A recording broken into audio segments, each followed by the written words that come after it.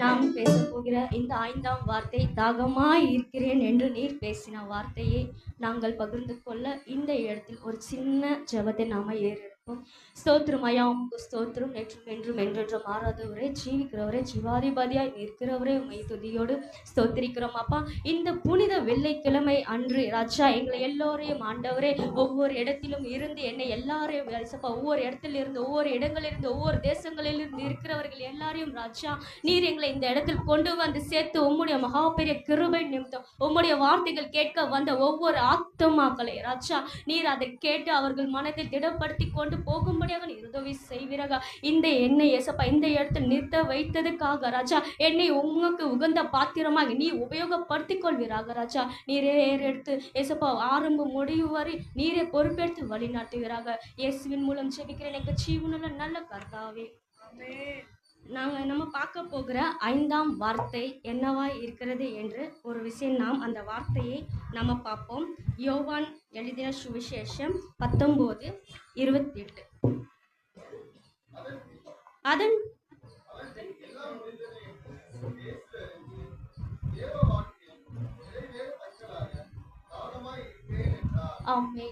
ஏசப்பா அதன் பின்பு எல்லாம் முடிந்தது என்று இயேசு அறிந்து தேவ வாக்கியம் நிறைவேறத்தக்கதாக தாகமாய் இருக்கிறார் என்றார். ஆண்டவராகிய இயேசு கிறிஸ்து தாகமாய் இருக்கிறேன் என்று சொல்லும் போது, இப்போ எனக்கு தாகமா இருக்குதுன்னா எல்லாரும் தண்ணி பாட்டில் எடுத்துன்னு வந்து கொடுப்பாங்க. உட்காந்துருக்கவங்க எல்லாருக்கும் தாகமாக இருக்கும் தான் நினைக்கிறேன். அவங்களுக்கு ஜூஸை ரெடி பண்ணுறாங்க. என்னன்னா நம்ம தாகமாக இருக்கும், ஒரு இடத்துல வீட்டுக்கு வரோம், ஒரு இடத்துல வெளியில் போகிறோன்னா ஃபஸ்ட்டு எடுத்துகிட்டு வந்து கொடுக்குறது என்னவா இருக்கும்? தண்ணி தாங்க. இல்லை கொஞ்சம் இன்னும் காஸ்ட்லியாக வேணும்னா நம்ம இந்த கிளைமேட்டுக்கு இருக்கிறவங்க எல்லாம் என்ன சொல்கிறாங்க, ஒரு கூல்ட்ரிங்க்ஸு ஒரு ஜூஸ் கொடுத்தா இன்னும் நல்லாயிருக்கும்.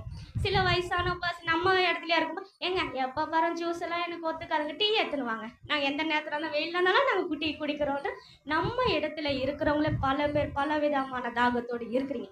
ஆனால் இப்போ நம்ம பார்க்க போகிற தாகம் என்று சரீரகரமான தாகம் என்றது எதை குடித்தாலும் தாகம், இப்போ தண்ணி குடித்தாலும் தாகம் தீராது. நம்ம பார்க்குற அவர் தாகத்தோடு இருக்கும் பொழுது அவருக்கும் கொடுத்த ஒரு தாகமான தண்ணீருக்காகவும் அவர் என்ன தாகமாக ஏங்கி கொண்டு தவித்தார் அப்படின்றத இந்த வாக்கியத்தில் நாங்கள் பார்க்க போகிறது. ஆவிக்குரிய தாகம் என்றது ஒன்று நமக்கு இருக்குது. ஆவிக்குரிய தாகம் அப்படி என்றால் என்னவென்றால், நமக்கு ஊழியக்காரங்க ஒரு சபைக்கு நம்ம வருவோம் அப்படின்றா அந்த ஊழியக்காரங்களுக்கு மட்டும்தாங்க அந்த தாகம் இருக்கும்னு நம்ம நினைக்கிறோம். கிடையாதுங்க, ஊழியக்காரங்களுக்கு மட்டுமே கிடையாது. இங்கே வருகிற ஒவ்வொரு சபை விசுவாசிகளும் சரி, பிலீவர் சரி, பசங்களாக இருக்கட்டும் சரி, வாலிப பிள்ளைகளாக இருக்கட்டும் சரி, இப்போ நானாக கூட இருக்கட்டும்ங்க, எனக்கும் என்ன தாகம் இருக்குன்னா என் வீட்டுக்கார் நல்லா இருந்தால் போதுங்க, என் பசங்க நல்லா இருந்தால் போதும். மிஞ்சி போனால் எனக்கு ஒரு ஆசை என்ன இருக்கும், என் அம்மா அப்பா நல்லா இருக்காங்களா, என் மாமியார் இருப்பாங்க, ஓகே, இன்னொரு பையன் அவருக்கும் இருப்பாங்க, அவங்களுக்கு ஓகே. நமக்கான சுயநலமான ஒரு தாகம் என்னவானா நம்ம நல்லா இருந்தால் போதும், மற்றவங்க நல்லா இருந்தால் அவங்கள பற்றி நமக்கு எதுக்கு, நான் நல்லா இருக்கிறேன், நான் சந்தோஷமா இருக்கேன், நான் என் வீட்டுக்காக மட்டுமே ப்ரேயர் பண்ணுற நிறைய சுயநலவாதிங்க நானும் இருக்கேன்னு நினச்சிக்கோங்க. நானும் இருப்பேன் தாங்க. ஒரு கட்டத்தில் ஒரு சில சமயங்களில் நம்ம சுயநலமாகவும் செல்ஃபிஷாகவும் யோசிக்கிறோம்.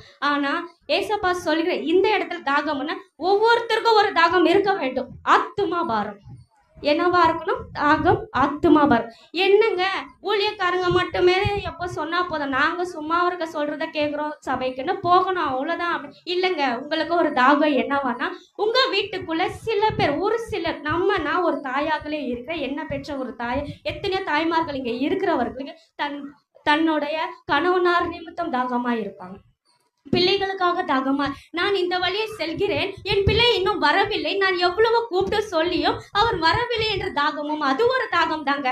என் கணவனார் இந்த நேரத்தில் எந்த ஒயின் ஷாப்ல இருக்கான்னு ஒவ்வொரு கணவனார்கள் யோசிக்கிறவங்க மனைவிகள் இருப்பாங்க. இந்த டைம்ல எங்க ஊரை சுத்திட்டு இருக்கானோ என் வீட்டுல இருக்க ஒரு பையன் கூப்பிட்ட டைம்க்கு இன்னும் வரல. ஆனா நம்ம சபா விசுவாசி பிள்ளைங்க அப்படி யாரும் இல்லைங்க.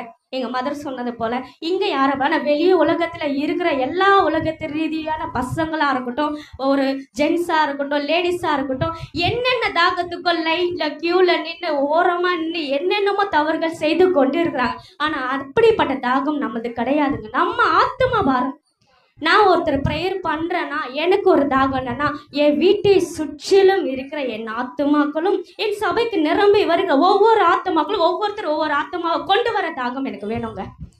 நம்ம கொண்டு வரணும் இல்லை, யாரையாவது ஒருத்தரை நம்ம ரட்சிப்பு நம்ம பெற்றுக்கொள்ளும் போது இன்னொருத்தரையும் ரட்சிக்க அந்த வழியில் கொண்டு வந்தா இந்த ஆசீர்வாதம் அவங்களுக்கு இருக்க வேண்டும்ன்ற தாகம் நமக்கு இருக்க வேண்டாமா? நமக்கு இருக்கணும். நான் இந்த ஆசீர்வாதத்தை பெற்றுக்கொண்டேன், அக்கம் பக்கத்துல சொல்லுங்க. இல்லை, இது அக்கம் பக்கத்துல அவ்வளவு தூரம் என்னால சொல்ல முடியல, எனக்கு இன்னும் நிறைய நாட்கள் இருக்குன்னா உங்க வீட்டுக்குள்ள உங்களை பத்திய சாட்சி சொல்லி உங்களை பத்தி தாகமா இருக்க மனிதர்கள் எழுப்ப வேண்டும். அப்படியாக இந்த தாகத்தை பத்தி நம்ம நடைமுறை வாழ்க்கையில எப்படியான தாகத்தோடு இருக்கிறோம் என்று இன்னொரு வார்த்தையை நாம பார்ப்போம். மத்தேயு 27:48. மத்தேயு 27:48.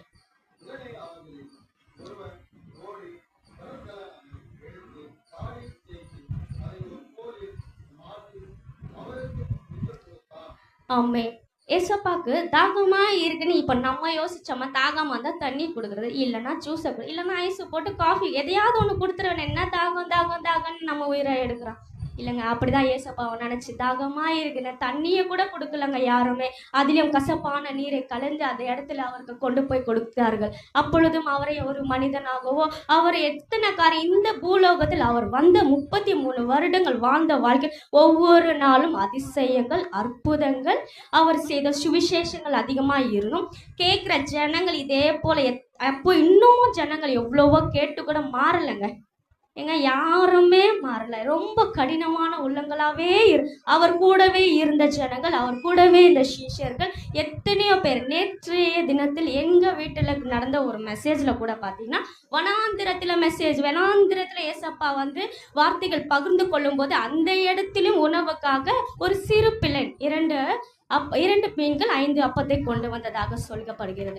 அப்படியாக போகும் வழியெல்லாம் அவர் வாழ்ந்த வாழ்க்கை முழுவதும் விசேஷத்தை பற்றியே பேசினார் ஆண்டவர். அப்படியாக எவ்வளோ சொன்னாலும் அவர்களும் அந்த தாகம் என்று நினைத்தாரே தவிர ஏசப்பா நிறைவேறாத முடியாத தாகத்தோடவே அவர் இழந்து விட்டார். என்னன்னா, இன்னும் நான் செய்ய வேண்டிய ஊழியமோ நிறைய பேச வேண்டிய மக்கள் எத்தனையோ பேர் இன்னும் ரட்சிக்கப்பட வேண்டிய ஊழியங்கள் நான் செய்ய வேண்டுமே, ஆனால் என்னோட நேரம் முடிவு அடைந்து விட்டது என்ற தாகத்தோடு அவர் மறிக்கிறார். ஆனா அந்த தாகம் என்றது நம்ம இந்த இடத்துல வந்த ஒவ்வொருத்தருக்கும் நான் என்னோட மனதார சொல்கிற ஒவ்வொரு விஷயம் என்னவா இருந்தாலும் நானும் ஒரு ஆத்துமாவை கொண்டு வர தாகம் எனக்கு இருக்க வேண்டும். நம்ம சபைக்குள்ள நமக்குன்னு செல்ஃபா பிரேயர் பண்ற ஒவ்வொரு ஜெபத்திலும் ஒவ்வொரு ஆத்துமாக்களுக்காக நம்ம ஜெபிக்கிறதான தாகம் நமக்கு இருக்க வேண்டும் என்று நானும் இந்த தாகத்துக்கான உலக ரீதியான தாகமும் நமக்கு இருந்தாலும் சரீரமான தாகம் நமக்கு இருந்தாலும் தேவன் சொல்கிற ஆவிக்குரிய தாகம் நமக்குள் ஒவ்வொருத்தர் மேலும் பற்றி எரிய வேண்டுங்க.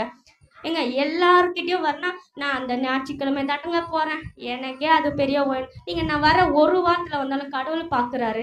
அந்த 6 வாரத்துல அவரோட உங்களுக்காக தாகமா இருக்க 1 மணி நேரம் நானும் ஜெபிக்கிறவங்க சொல்றது இல்லை, நானும் செய்யணும். இந்த இடத்துல பேசுறோமா, என்னோட வாழ்க்கையிலும் தினம்தோறும் ஜெபத்திலும் அவர் எல்லா நாளும் எனக்காக காத்துட்டு இருக்காருங்க.